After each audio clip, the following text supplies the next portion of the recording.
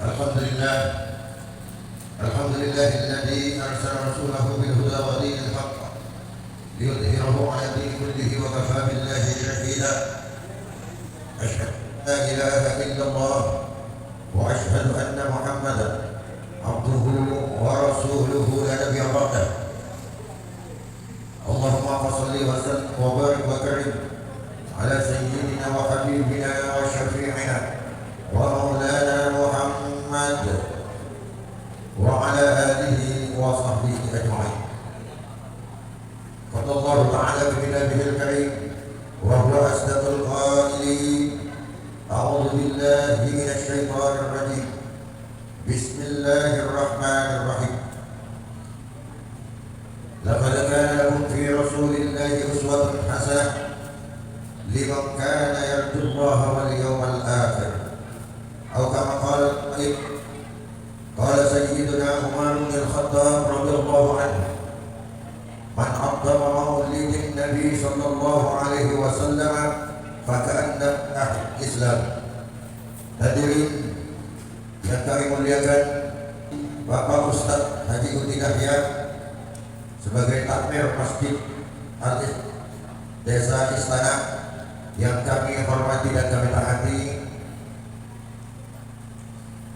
Imam Masjid Ustadz Salbani juga yang kami hormati, Al-Mukarram Ustadz Zunaidi dan Ustadz Zainuddin,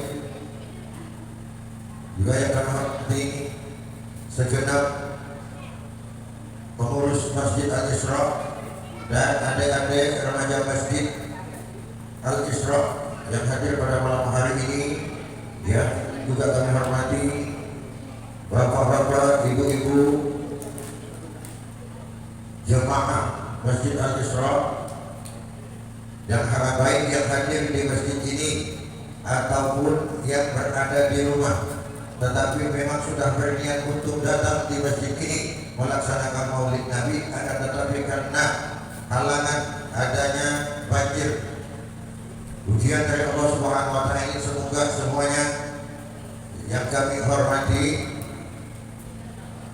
hadirin hadirat muslimin dan muslimat, mohon maaf tidak dapat menyebut satu persatu nama pangkat dan gelarnya, namun tidak mengurangi rasa hormat pada kesempatan malam hari ini. Allahu ya'lamu bi asma'ihim wa hum yukramuna indallah. Mudah-mudahan semua kita yang hadir pada malam hari ini ataupun yang tidak hadir malam hari ini, dosa-dosa kita diampuni oleh Allah Subhanahu wa taala. Amal kebaikan kita dilipat gandakan oleh Allah Subhanahu wa taala. Amin. Musibah banjir ini segera disurutkan oleh Allah Subhanahu wa taala. Amin. Tidak ada korban musibah, justru yang datang adalah hikmah dari Allah Subhanahu wa taala. Karena masyarakat Pandai pada saat ini, terkhusus di desa Istana ini, kita sekarang sedang kedatangan tamu, yaitu tamu Allah juga, makhluk Allah juga, yaitu air. Sebenarnya kita butuh air, tapi karena berlebihan maka adanya mengganggu kepada kita. Itu artinya apa? Segala apapun yang bersifatnya berlebih-lebihan itu tidak nikmat. Segala sesuatu apapun yang berlebih-lebihan itu bukan yang kita harapkan. Karena yang terbaik dan yang paling kita tunggu-tunggu itu adalah segala sesuatu yang sedang-sedang saja. Kita cinta dunia sedang-sedang saja. Yang disuruh kita jangan sedang-sedang saja, tapi maksimal adalah ketika kita beribadah kepada Allah dalam rangka mengumpulkan amal kebaikan kita menuju kehidupan kekal abadi kita, yaitu di akhirat nanti. Amin ya rabbal alamin. Pertama-tama marilah kita panjatkan puji dan syukur kita kepada Subhanahu wa taala, Allah yang Maha Pengasih yang tiada pernah berkasih, Allah yang Maha Penyayang yang sayangnya tiada pernah berbeda. Berkat kasih dan sayangnya pada kesempatan malam hari ini kita sama-sama diberi nikmat oleh Allah Subhanahu wa taala, sehingga kita berkumpul di masjid yang mulia ini, di rumah Allah ini, dalam untuk memperingati Maulid Nabi besar Muhammad SAW yang merupakan kekasihnya yang begitu mulia, umat yang paling agung, makhluk yang paling agung yang diciptakan oleh Allah Subhanahu wa taala, yang menjadi sebab terciptanya langit dan bumi beserta isinya, yaitu junjungan Nabi kita Nabi besar Muhammad sallallahu alaihi wasallam. Salam dan salam semoga tetap terlimpah berkat terhadap junjungan kita Nabi besar Nabi Agung Muhammad Rasulullah sallallahu alaihi wasallam, yang beliau begitu sayang kepada umatnya. Dia tidak pilih umatnya yang pejabat, tidak pilih umatnya yang ulama, tidak pilih umatnya yang orang biasa. Semuanya dia tidak peduli kaum suku Madura, Melayu atau apapun sukunya. Kulluhum li Adam wa Adam min turab, la fadla li arabiyyin wa la aqliyyin illa bi taqwa. Kalian semua, kata Rasulullah, adalah anak cucu Adam. Wa Adam min turab, ketahuilah bahwa anak itu diciptakan dari tanah. La fadla li arabiyyin wa la aqliyyin taqwa. Tidak ada yang lebih utama orang yang Arab ataupun bukan Arab. Yang penting bagi Allah, yang terdekat dengan Allah, yang akan menjadi kekasih Allah dan kekasih Rasulnya adalah orang yang bertakwa. Mudah-mudahan kita semua yang hadir di sini dan yang tidak hadir dari masyarakat dari Masjid Al-Isra ini semua digolongkan Allah sebagai orang-orang yang bertakwa kepada Allah Subhanahu wa taala. Amin ya rabbal alamin. Hadirin yang dimuliakan Allah, sebelum saya menyampaikan tausiah pada malam hari ini, saya beserta rombongan pertama-tama mohon maaf yang setinggi-tingginya kepada Bapak, Ibu sekalian, kakak-kakak, adik-adik, para kiai, para ustaz. Jika nanti di dalam penyampaian saya atau perilaku saya menyampaikan tausiah ini terdapat hal-hal yang tidak berkenan bagi masyarakat, bagi jemaah Masjid Al-Isra. Kita memang sama manusia, mata kita sama dua, lubang hidung juga sama dua, mulut kita sama satu, kita sama-sama kaki kita dua, tetapi karena di mana tempat di situ berbeda ada dan budaya. Kadang-kadang sesuatu bahasa yang menurut saya baik tapi menurut Bapak Ibu sekalian belum tentu baik, sehingga terjadi nanti miskomunikasi yang menurut saya baik kata sampean tidak baik. Contohnya begini, kalau orang Madura itu Pak, kalau tali sapi itu bahasa orang Madura itu tampan, jadi tampan. Jadi kalau kata orang sini tampan itu apa Ustaz? Ditempeleng. Nah, jadi padahal maksud saya itu bisa saja saya bicara tentang tampan, yang saya maksud adalah tali sapi, tapi Bapak salah arti. Tiba-tiba Bapak Ustaz itu tidaknya dari belakang berdiri nampar saya itu. Karena miskomunikasi. Artinya perbedaan bahasa itu sesungguhnya bukan sesuatu masalah. Yang bermasalah adalah orang yang tidak mau pada perbedaan. Karena memang sudah manusia diciptakan oleh Allah itu berbeda-beda, bersuku-suku, berbangsa-bangsa. Justru dari itu semua kita diperintah oleh Allah Subhanahu wa taala untuk saling kenal mengenal satu sama lain. Silakan bekerja sama. Engkau yang beragama Islam ingin kerjasama bisnis dengan orang Kristen, silakan, tidak ada masalah.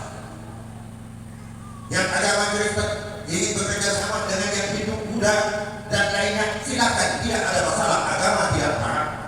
Tetapi yang tidak boleh adalah karena segala sesuatu itu ada batasannya. Ketika menyangkut ritual ibadah, maka lakum dinukum waliyadin. Bagi kamu agamamu dan bagiku adalah agamaku. Tidak diperbolehkan ketika sudah urusan ritual agama.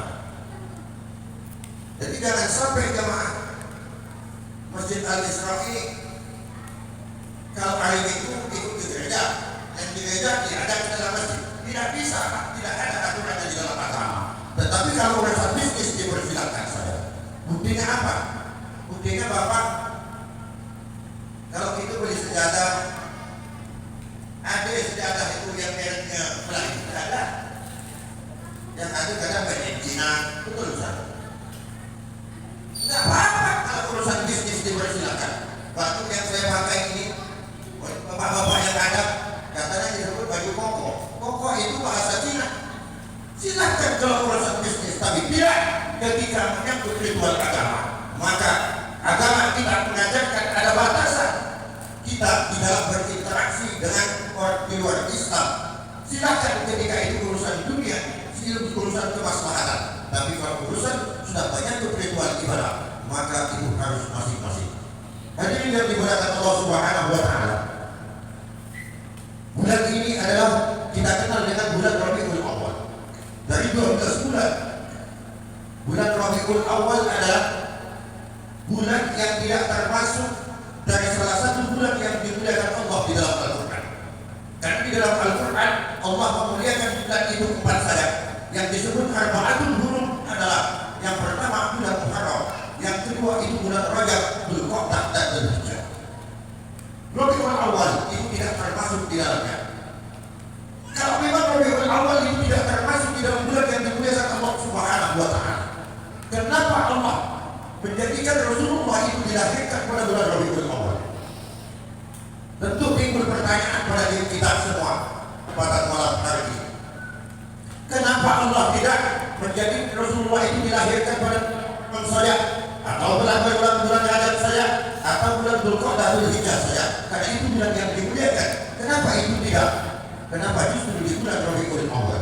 Hadirin yang dimuliakan Allah Subhanahu wa taala, itu sesungguhnya secara tersirat Allah ini mengajarkan, memberitahukan kepada kita semua umat ini bahwasanya sesungguhnya kemuliaan Rabiul Awal itu bukan mulia karena bulannya, tapi bulan Rabiul Awal menjadi bulan yang mulia, lebih mulia daripada bulan Dzulqa'dah, lebih mulia daripada bulan Dzulhijjah, bahkan dari bulan Muharram sekalipun. Itu karena di situ ada lahirnya seorang junjungannya, seorang kekasihnya, seorang yang menjadi penyebab terlahirnya, seorang yang menjadi penyebab terciptanya langit bumi beserta isinya, bahkan segala galaksi, malaikat dan semuanya tidak akan pernah diciptakan Allah kalau tidak karena baginda junjungan kita Muhammad sallallahu alaihi wasallam. Hadirin yang dimuliakan Allah Subhanahu wa taala, bulan Maulid ini adalah bulan mulia. Bulan Maulid merupakan bergembiranya umat atas kelahiran baginda Rasul sallallahu alaihi wasallam. Karena ilustrasinya begini, Bapak Ibu sekalian. Ini Bapak Ibu sekalian, dalam orang yang berkeluarga, ketika sudah melakukan pernikahan, pasti ada yang dicita-citakan. Apa yang dicita-citakan? Bukan beli mobil, tapi yang dicita-citakan pertama adalah bagaimana dikaruniai seorang anak. Betul apa tidak? Ketika istri kita hamil, begitu senangnya kita, begitu bahagia kita. Akhirnya ketika lahir, bangga, ayahnya senang, ibunya senang, apalagi kakek neneknya. Dengan berbagai alasan mereka mengatakan, ketika ditanya, kamu ingin punya anak, tujuanmu apa? Aku ingin punya keturunan kawan, agar nanti ketika aku masa tua ada yang bisa merawatku. Salah satu di antara alasan orang tua yang ingin punya anak. Ada lagi yang mengatakan, aku kenapa ingin punya anak? Agar nanti anak-anakku bisa meneruskan perjuanganku. Ada yang seperti ini. Macam-macam alasan dari orang tua ketika ditanya kenapa ingin punya anak. Padahal apa yang menjadi alasan dari para orang tua ketika dia ingin punya anak itu tidak semuanya dapat terkabul. Sekarang kita lihat berapa banyak ketika kita punya anak, ibu melahirkan 9 bulan dengan susah payah. Ketika dia terlahir, dibesarkan dengan susah payah. Ketika dia besar, setelah dididik menjadi orang yang besar, tidak sedikit orang tua ketika meninggal dunia bukan dibuat anaknya, tetapi dibuat orang lain yang justru lebih melebihi dari anak itu sendiri merawat orang tua itu. Betul atau tidak?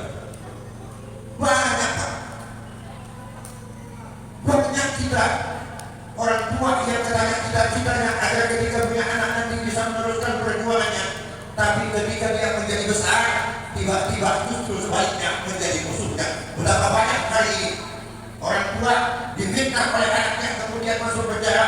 Berapa banyak sekarang orang tua yang justru dibunuh oleh anaknya, bukan oleh orang lain?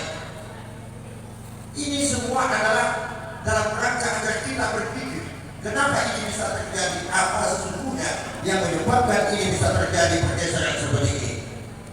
Nah, yang hadir ini, yang dilahirkan ini adalah Rasulullah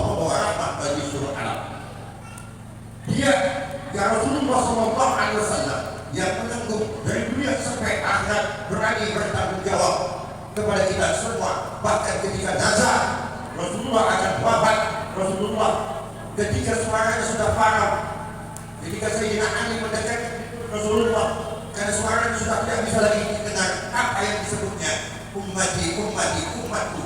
Yang ditanyakan umatnya Pak, bukan hartanya, bukan warisannya, bukan anaknya, tetapi umatnya.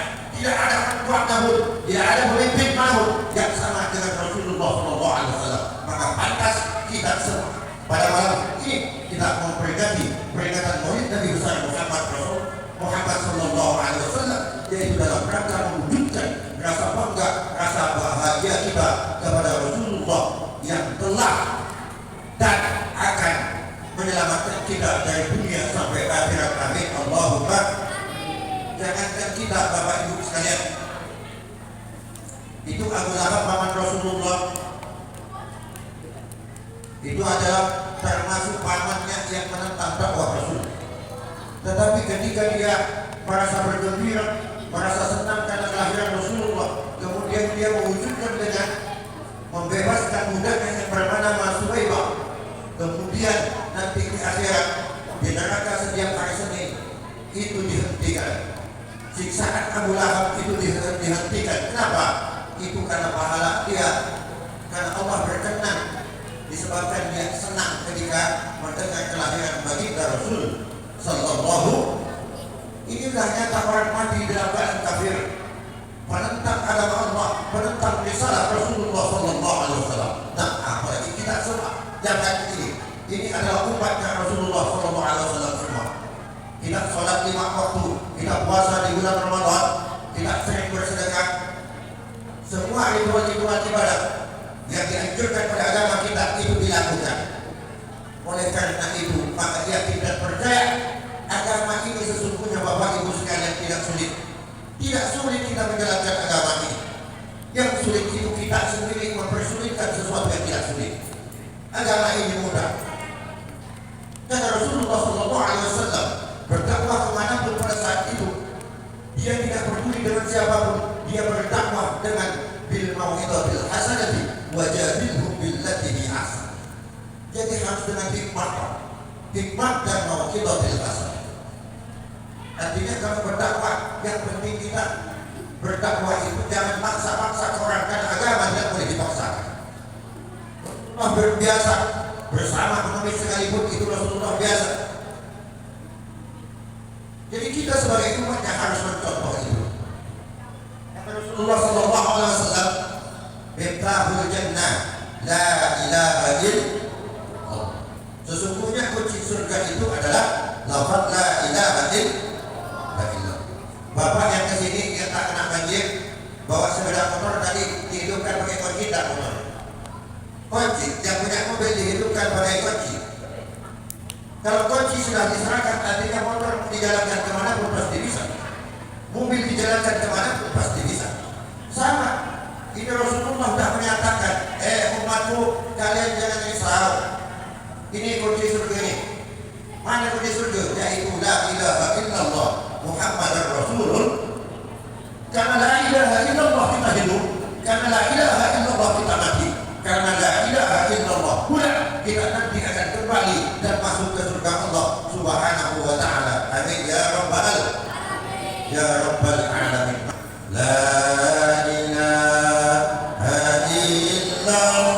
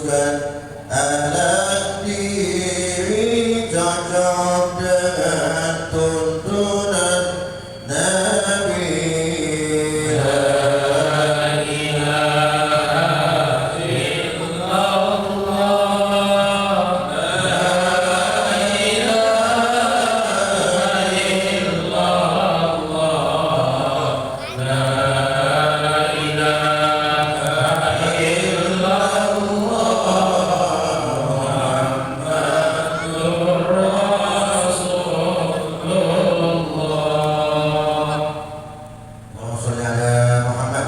Hadirin yang dimuliakan Allah Subhanahu wa taala.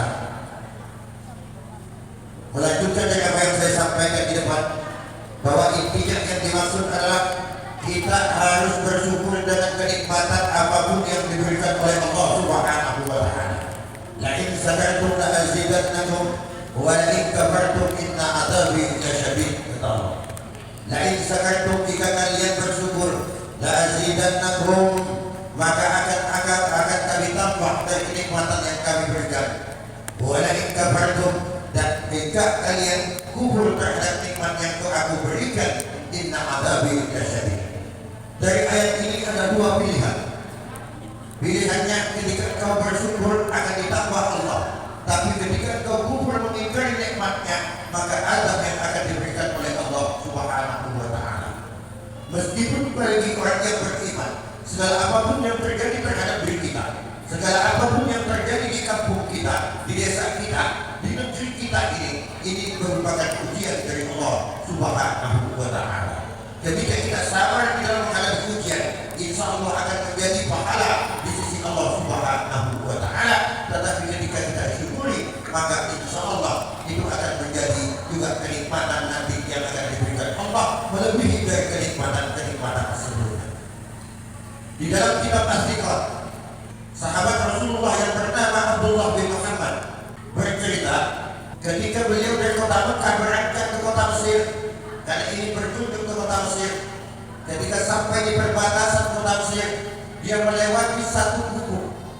Yang gubuk itu begitu reot, gubuknya sudah hampir roboh. Tetapi yang membuat heran, sahabat Abdullah bin Muhammad ini heran bukan karena rumahnya yang reot itu, karena memang banyak rumah yang reot di setiap perjalanan yang ia jumpai. Tetapi yang membuat ia penasaran adalah suara yang berbunyi dari dalam gubuk yang reot ini, yang tidak henti-hentinya diwiringkan oleh isi rumah itu. Apa bunyi doanya?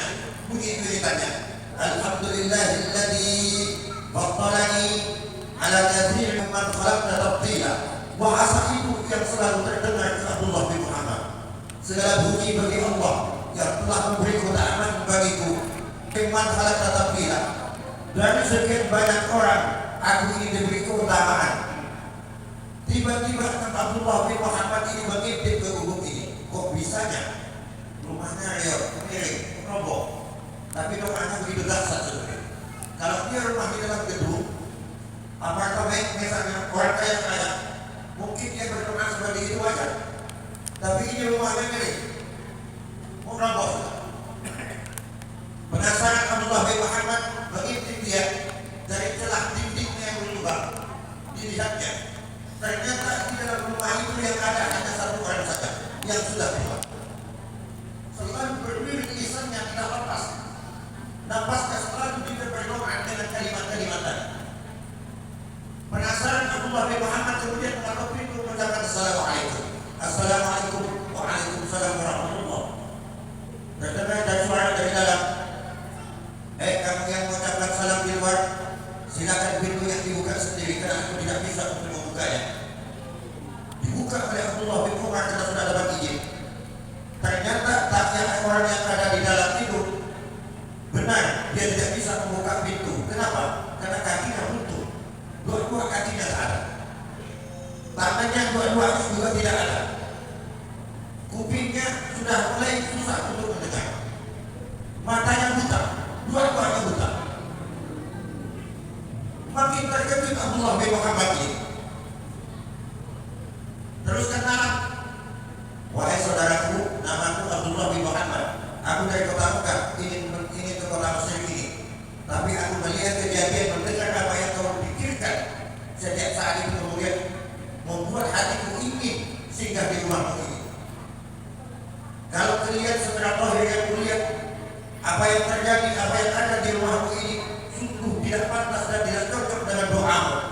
Bagaimana mungkin engkau selalu berdoa bersyukur kepada Allah dengan keutamaan-keutamaan yang diberikan kepadamu, kata kamu. Padahal yang aku lihat, keutamaan apa yang kau dapatkan? Kakimu buntung, tanganmu juga buntung, matamu buta, kupingmu sudah susah untuk mendengar. Satu-satunya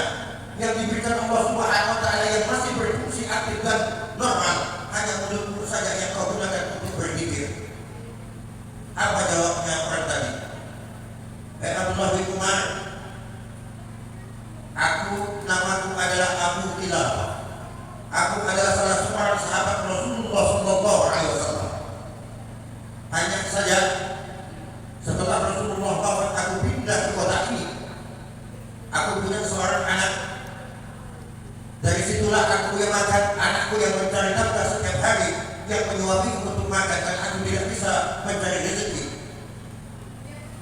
Kalau kau bertanya tentang kenapa aku selalu berdoa seperti ini, itu adalah wujud syukurku kepada Allah Subhanahu wa Ta'ala.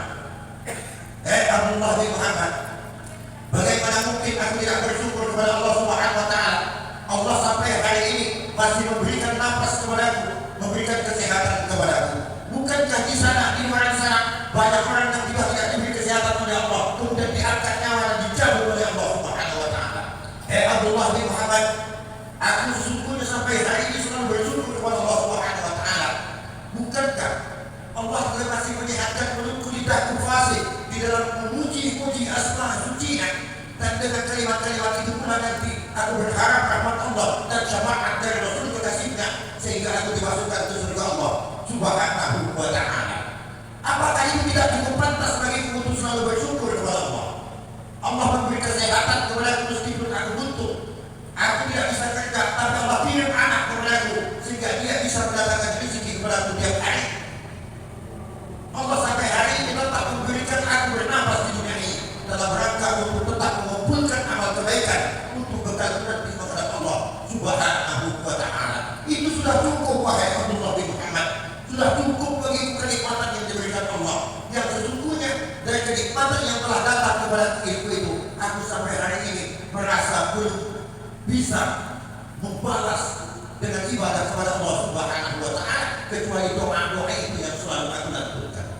Apa rahasia hikmah dari cerita ini, Bapak Ibu sekalian?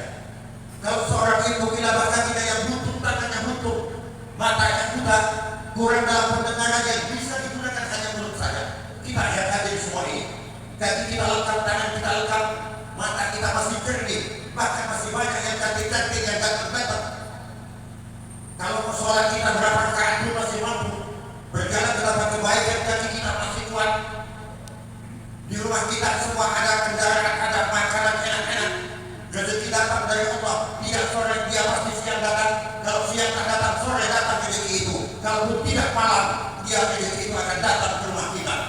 Karena setiap manusia yang dilahirkan itu ditanggung oleh Allah Subhanahu wa Ta'ala. Ma min dabbatin bil ardi illa 'ala Allahi rizquha. Tidak dari binatang kecil yang berlari sekalipun kecuali Allah yang menanggung rezekinya. Jadi dakwah itu di dalam Al-Quran. Kalau kita tidak dimaknai begini, Bu.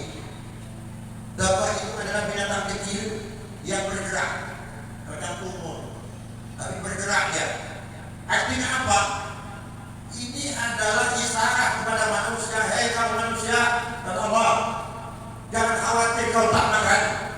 Karena tanggungan Allah soal makan itu, kau dimanapun akan tetap bisa makan. Binatang yang kecil aja asal bergerak itu datang rezeki, apalagi kalian.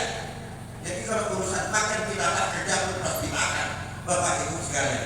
Betul ke Pak Kiai? Betul. Gimana caranya Pak Kiai? Caranya banyak. Cara yang paling gampang adalah kalau kita di rumah tak ada beras untuk masak, tak ada ikan untuk dimasak, mau dimakan, tak ada cepat. Apalagi kita orang delapan. Pagi-pagi pergi ke tamu, Pak tetangga, usah balik untuk diberi makan. Nanti dikasih makan, udah kenyang juga.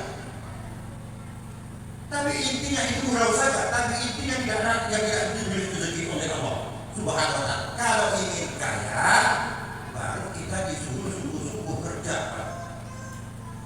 Jadi kalau biasa, kamu orang miskin, biasa, kami orang Islam ini kan memang ditakdir miskin di dunia. Siapa bilang?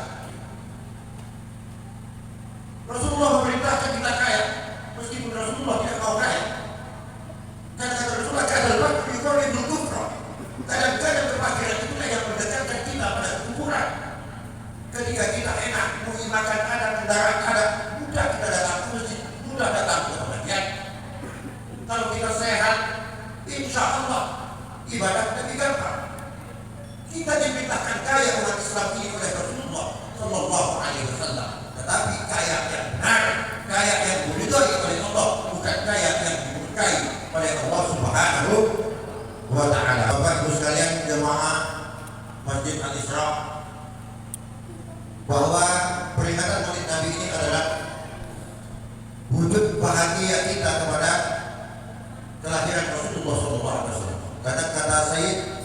Abbas Al-Maliki begini, al-maulidu ibaratul fardi li maulidin Nabi sallallahu alaihi wasallam. Yang disebut maulid adalah ungkapan rasa senang kita terhadap kelahiran baginda Nabi sallallahu alaihi wasallam. Kalau ada yang mengatakan maulid itu bid'ah, masa orang senang ya bid'ah? Orang senang saja dibilang bid'ah, masa? Indonesia 17 Agustus 45 itu hari kemerdekaannya. Sampai yang punya anak setiap tanggal kelahirannya itu selalu diulang tahun. Apa lebih mulia anak kita? Apa lebih mulia kemerdekaan Indonesia daripada merdekanya iman, jasa dan iman kita yang ditanggung oleh kelahiran Rasulullah nanti sampai ke surga? Tentu lebih layak dan lebih pantas kita bersenang-senang berulang tahun dengan kelahiran baginda Rasul sallallahu alaihi wasallam. Mudah-mudahan kita semua yang hadir pada malam hari ini ketika nanti melangkahkan kaki pulang ke rumah, dosa-dosa kita semua telah diampuni oleh Allah. Amin ya rabbal alamin. Keluarga kita, saudara kita yang lagi sakit, mudah-mudahan disehatkan oleh Allah Subhanahu wa taala. Yang sulit di dalam rezeki, sulit di dalam ekonomi, mudah-mudahan dimudahkan oleh Allah. Dan terpenting, mudah-mudahan air ini cepat disurutkan oleh Allah. Tapi jangan sampai kering. Karena kalau kering kita juga susah. Hadirin yang dimuliakan Allah, kalau ada yang baik